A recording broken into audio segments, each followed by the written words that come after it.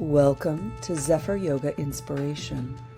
I offer these podcasts for free, and your support really does make a difference and is appreciated. To make a donation, please click the link in the episode description or visit zephyryoga.com.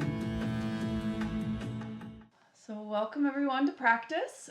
You're going to need a brick.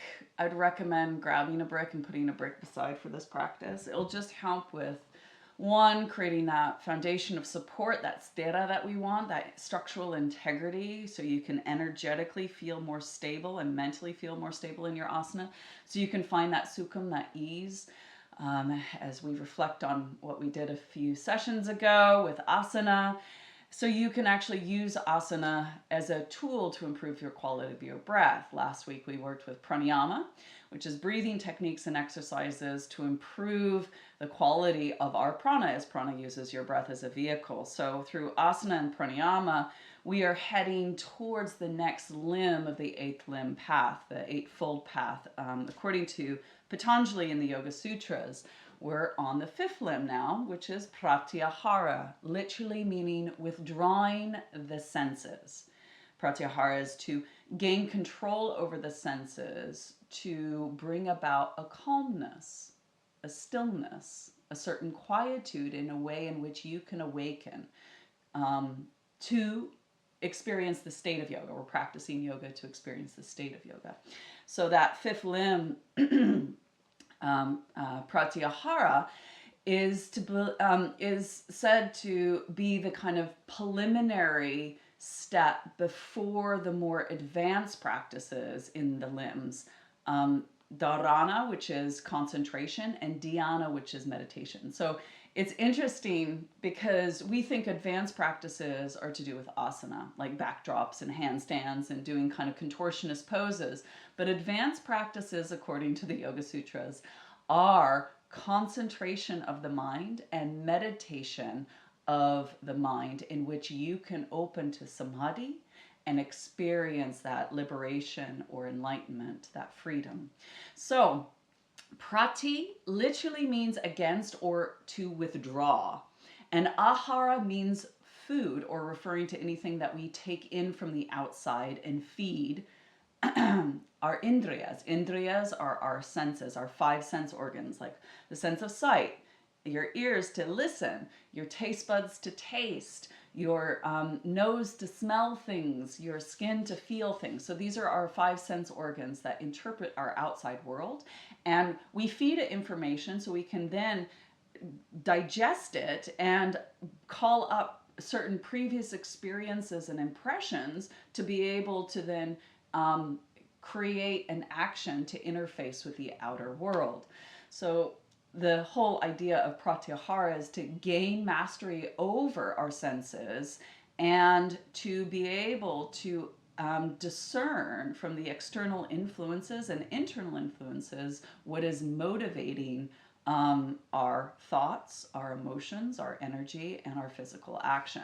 So the ahara, this food, withdrawing from the food, it usually refers to kind of three levels. Obviously, physical food that we eat and trying to withdraw from it, which has an interesting property in bringing some stuff up. It's a tapas, it's a practice. But we also then withdraw from the impressions from the five senses, when we withdraw from the outer world and go inwards and even withdraw from the inner world, that creates a certain state.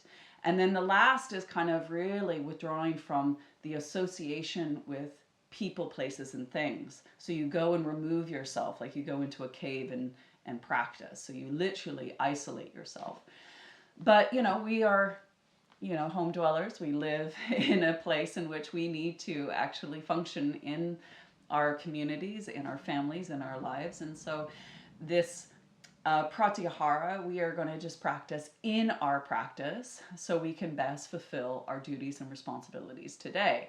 So we're just recognizing that Pratyahara is that important bridge between the external focus of the limbs, asana and pranayama, and turning towards the internal focus of the subsequent limbs.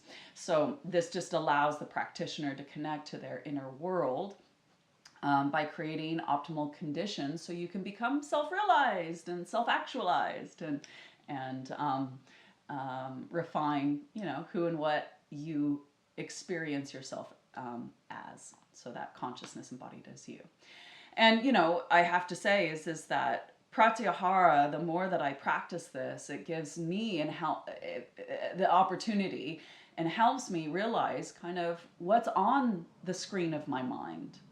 What is going on emotionally in my body, the energy body, and what's going on in my physical body. So it provides a deeper understanding in how much the mind is influenced by the senses, the sense input, and acknowledging the role of how impactful our thoughts, our emotions are to actually why we suffer, why we create pain, and why we are trying to avoid it, why we are attached to more pleasure and avoiding pain, or why we go into these kind of fear-like spirals.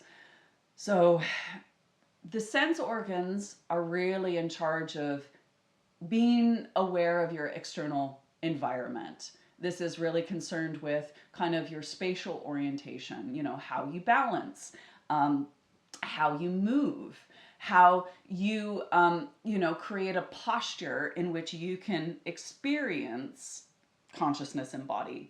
And then noticing these senses are just constantly trying to figure out, are you safe? Is there pleasure? Is there pain? So the more internal focus of the sense organs is really concerned about, your hunger, your thirst, whether you feel nauseous or whether, you notice a breath change, the rate in which you breathe and the response of that, whether you're too hot or too cold. But then you start to kind of notice, what is causing more pleasure? What is causing more pain? And noticing the sense organs are constantly trying to keep you safe and keep you in kind of a harmonious balance to kind of preserve your life and preserve the ego, to be honest. So to look at our sense organs in the relationship of the dominance of our sense organs and how we interpret the world, but also specifically how we learn, because you are a student, I'm a student, and we're learning these techniques and refining these techniques and tools of practice to best serve us for the desired outcome, that state of yoga. So it is said that we learn 75% through our visual sense. We learn through listening, only 13%. We learn through our physical sense of touch, 6%. We learn through our smell, 3%, taste, 3%.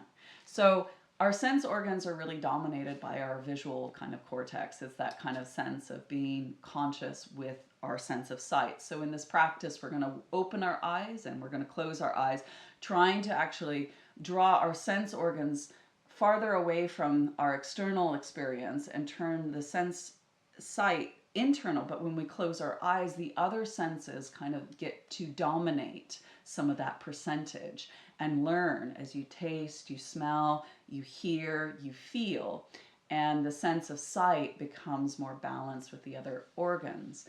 And what we're really trying to learn in this experience is how to skillfully take action with loving awareness so we can find liberation, freedom, or that peaceful stillness where we can just abide in union with consciousness embodied as us. So that is kind of the goal. But I wanted to kind of give you more information about Patanjali's map of the mind and understanding the mind in the relationship to its senses. So Indriyas are your sense organs, as I said, the eyes, the ears, the nose, the mouth, and your skin. And it will interpret the world around you, but it will interpret the world inside you, and your inside and your outside are going to be filtered through your senses. And so the indriyas, the sense organs, actually interface with the manas, which is the immediate mind, and you can liken it to the computer screen. So you're looking at a laptop right now. And right now, Zoom is on, but behind that, you might have other files open. You know, you might have your pages open or WordPress. You might have a certain file of pictures open. You might have some audio. You might have the internet open. And so there's all these files that are open. And this is kind of likened to, you might have a file that's open because yesterday and last night something happened. And so a file of kind of a previous experience is open, whether it's positive or negative. You might have a file that's open that you have a deadline at the end of the week and you are quite stressed about that. And so that's opened. Now, whatever is on your computer screen is you're going to take action through interpreting your world back and forth through those files that are open. Now, the part of your brain that holds all these memories is called your chit. It's your consciousness. And your memories, your impressions of your previous experiences are called samskaras, whether they're positive or negative. We all have them, you know. And within these memories, we have habitual tendencies. These are called vasanas. So you had a file that you opened to put on your yoga clothes. Yeah. And your manas goes, oh, I know how to do this. I've done it so many times. I have recalled a habitual way that I put on my yoga clothes.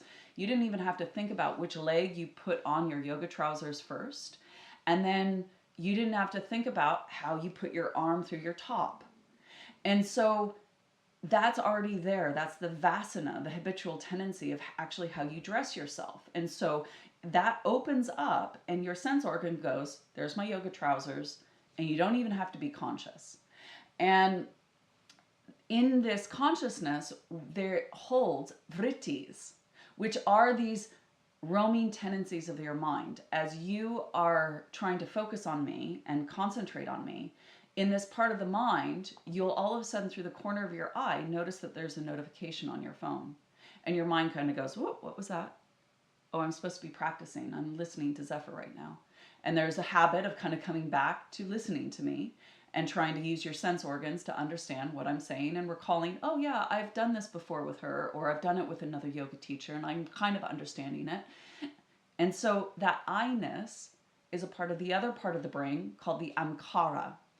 The amkara is the I maker for the ego. And the ego refers to the kind of three levels of being. Your physical body, this is what I do. This is my action. This is how I move. This is what I do. Your energy body, this is how I feel. Like I feel tired today, or I have so much energy today. You know, it's the I-ness that associates with your energy body. And then your mind, how you actually relate to your thoughts and how you misidentify that you are your thoughts. This is my thought. I think I'm really struggling, or I'm really anxious, or I'm really tired. And so there is this way in which your I-ness misidentifies by thinking it's a thought, by thinking it's your energy or your emotions, and by thinking that you are your doership. This is what I can or cannot do. And so we start to see is that our sense organs will practice, will all of a sudden go, oh gosh, I got a really negative thought. And that thought is misidentifying, like, I can't do this yoga pose. I don't like this because it makes me feel like this. Or I don't like this because it brings up this memory and I don't want to think about this. And so there is this kind of acknowledgement of your sense organs trying to keep you safe because we have previous experiences. And so what we're trying to do is create a safe environment in which we can actually calm the manas, start to close little files on our computer screen of our brain as we empty out our attachment to our previous experiences. We dissolve our attachment to our ego. And in that, we clear the window in which we just are here right now. Nowhere to be, nothing to do except here right now, letting go of the past, letting go of the future, and just interfacing with this moment. And having this sense of curiosity, of tapping in to a consciousness that is delighting to experience you. And what is that? Behind your ability to see, that sight, to sense. And so he talks about your buddhi, which is your inner knowing, your intuition, your inner guide, that discerning awareness of beyond your life experience, beyond your ego, of just that wakefulness. And that becomes the bridge to your true nature and what you truly are beyond that. So we're looking at how do we use our sense organs to be of service to us rather than being imprisoned by us, by our eyes darting around the room trying to avoid this moment, by constantly listening and being triggered. What is that noise? You know, and oh, I hear a delivery, or oh, I hear a notification. You know, being imprisoned, like, oh, I haven't eaten breakfast and I'm really, really hungry, and all I can do is I want food. Or smelling, you're like, oh, I can smell something stinky in the room. What is it? And you smell your clothes and so this kind of being imprisoned of not being able to be present because your sense organs are constantly jumping to the external experience and you're feeding it. So trying to withdraw from the external experience, becoming more attuned to the internal experience, honoring kind of what is present, your own humanity. And what you will find is in Sutra 131, when you turn inwards, what you're going to find is usually 4 symptoms of why you are suffering.